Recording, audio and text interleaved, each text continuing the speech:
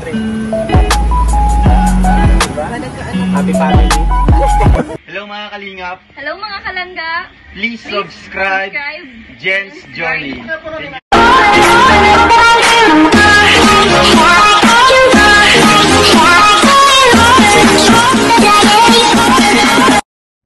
Hello guys, ayan, welcome to my YouTube channel, Jen's Journey. So for today's video, magre-reaction lang po tayo. Magre-reaction tayo sa vlog po ni Kalingap Rose, ayan. So ayan, but before that, syempre magpasalamat muna tayo. Syempre, wag natin po kalimutan suportahan Kuya Val Santos Matubang, ang founder ng Kalingap. And syempre, Ate Edna Vlogs, and of course, Kalingap Rap. At sa buong team Kalingap po, no, suportaan po natin sila, lalo na po mga small YouTuber pa, yung hindi pa masyadong malakas yung mga channel po nila. And syempre, Roel of Malalag, Rachel Morales Vlog, Ate Lorny TV, support din po natin. Kuya Red Noveno, Kuya Brooks, sa buong team Kalingap, sa mga Kalingap members, no, hindi ko na po kayo maisa-isa. Sila Kuya J. Morello Vlog, sila Kalingap Jose, sila Kalingap Papsi, and The Rap. So, ayan, sa lahat-lahat po. And syempre, Daddy Donut TV, support po natin, lalo na po yung mga vlog niya sa Manide. Sa lahat-lahat po, no, lahat po sila. And of course, ayan, dito, at maraming salamat po sa Kuya Bal, sa pag-accept po sa amin. And syempre, napabilang po tayo sa Kalingap Watchers, Reactors. No, so ayan, eto, simulan po natin sa ganitong paraan, sa simpleng paraan, no.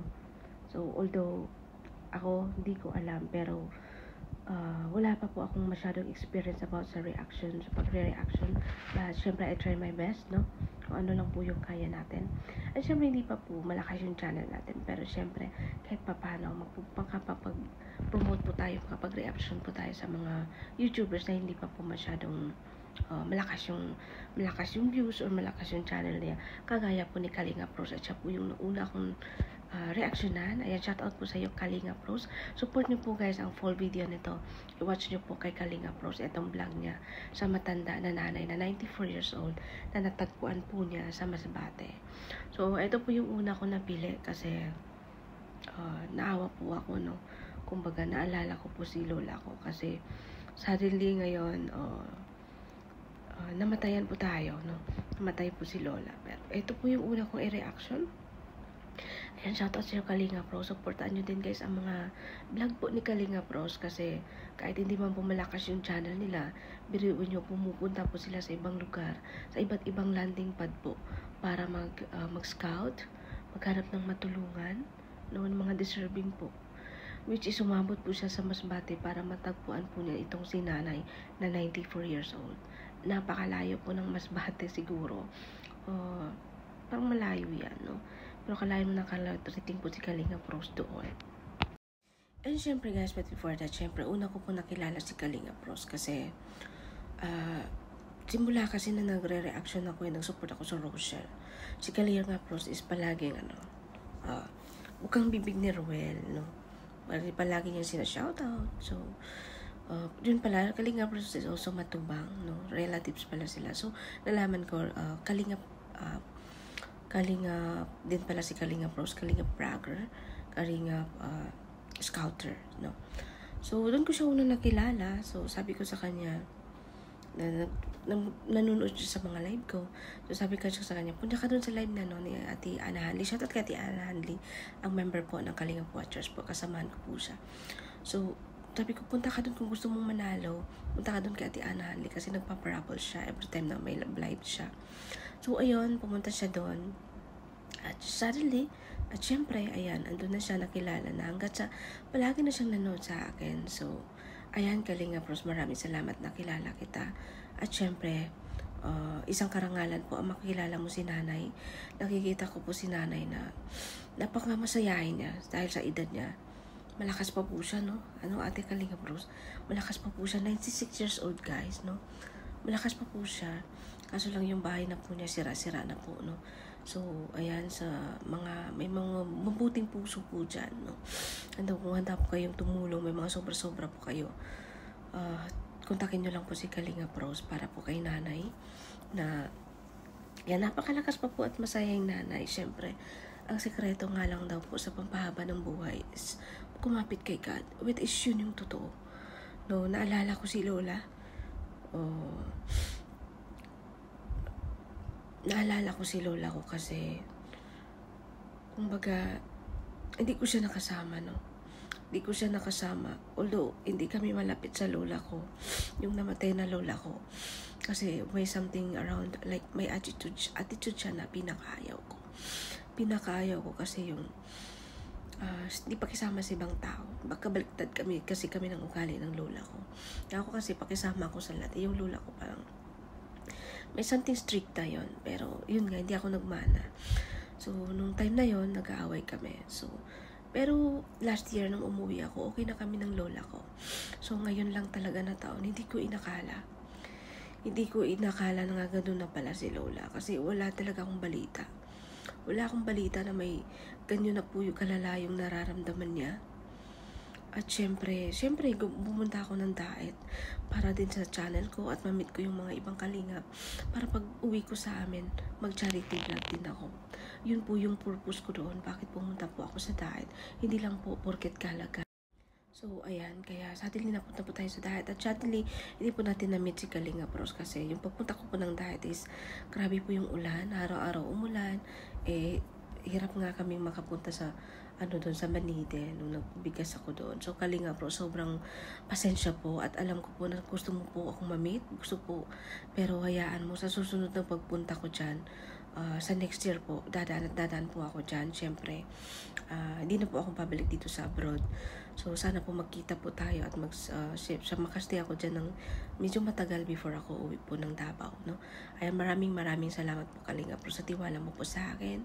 At syempre, eto ngayon, ayan, promote po natin guys si Kalinga Pros po.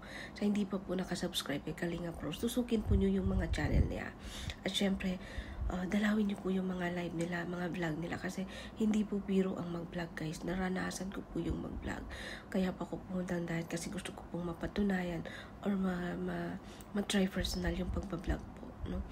So, ayan. So, nga, suddenly, namatayan po kami. At si Lola po, naalala ko po dito kay nanay, no? Ako may konting regrets sa lola ko ngayon kasi hindi ko siya nakasama.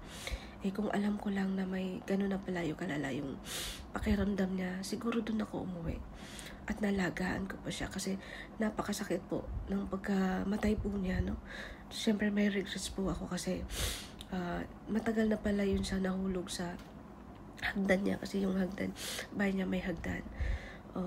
2 beses siya nahulog pero hindi niya sinabi sa pamilya ko. Hindi siya nagsabi na alagaan niyo ako kasi hindi ko na kaya. Kasi lagi po niyang sinasabi that time na namatay siya. Yung kapatid ko dumalaw pa po sa kanya. Ang tangi lang po niyang sinasabi, hindi na po tatanggap ng gamot yung katawan niya. Pero malakas po siya. Wala po siyang sinabi na ito nahulog ako sa hagdan 2 beses. Yun pala ang masaklap, kailangan siya i-autopsy kahapon kasi kailangan anuhan ng report kasi maraming pasa sa katawan niya. Sabi ko, wag nang i-autopsy kasi sobrang kong masasaktan. Kasi nung buhay pa talaga si Lola, ayaw niya magpa-balsamar. Tapos ngayon ino-autopsy siya. Pero which is yun yung kailangan. Ayan, Lola, wala po kaming magagawa. Pinigilan ko naman po, pero kinakailangan pong gawin. So, ayan Lola, rest in peace po. At sobrang sorry po na hindi po kita naabutan at nakasama po. No, kung alam ko lang, kung nagsabi lang siya na may magpaalaga na siya, siguro doon talaga ako umuwi. Sorry po talaga. Sorry po dito sa vlog na to. Sobrang relate ko lang po si Lola dito sa vlog po ni Kalinga Pros na habang may buhay, habang may opportunity, pagbigyan po natin yung alagahan po natin yung pamilya natin. Ayan, yun lang po yung regrets ko. Although, kasi hindi ko naman po talaga alam, no?